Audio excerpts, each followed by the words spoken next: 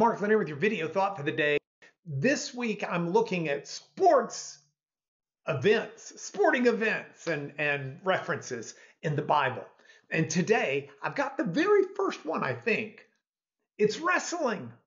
And it happens in Genesis chapter 24. Now, Jacob, Yaakov in the Hebrew, is an interesting fella.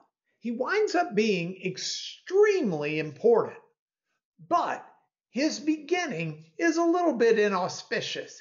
He comes out as one of two twins, and he's hanging on to the ankle and arguably trying to take the place of his older brother Esau. And Jacob lives a life of almost trickery and deceit. He deceives his dad. He manages to get from his brother a birthright that he didn't get through good means. It certainly wasn't through kindness. He's got a weird life. And his name itself kind of means trickster in a roundabout way in the Hebrew. So after Jacob really ruins his relationship with his brother, Jacob goes off to get married, and he finds prosperity and he finds a number of different things, but it's time for him to come home with his wives, his kids, his belongings, and he knows that Esau could very well just stamp him out, kill him, end him. And Jacob is rightly concerned about what's going to happen when he sees his older twin. And one night before they reunite, Jacob kind of wanders away from the camp to the bank of a creek or a river called the Jabbok, kind of a pun off Jacob's name. You have Yaakov and the Yabok river. But anyway, he has an encounter there, a wrestling match. And it's not like a 3-minute round or something like that. They wrestle all night long, neither one of them winning.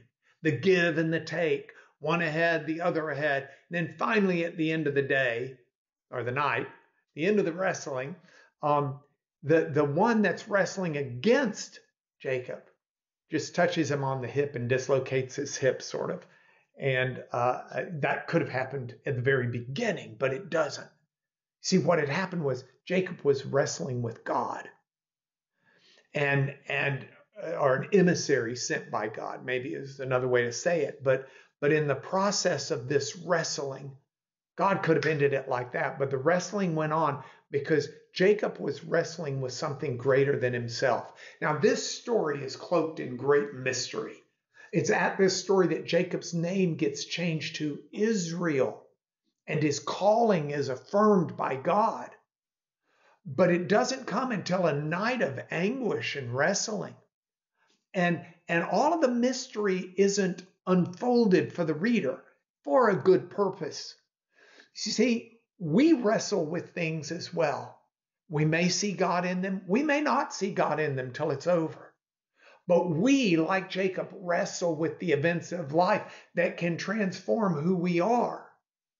And if we do it all under the lordship of God, then his touch in our life, even in the midst of pain and anguish and difficulty, his touch can transform who we are and the calling we have before him. So today, whatever you've got in front of you, if you're wrestling with it and you're wrestling with it with God, be sure you don't leave until God touches your life and transforms who you are in all of the mystery that contains.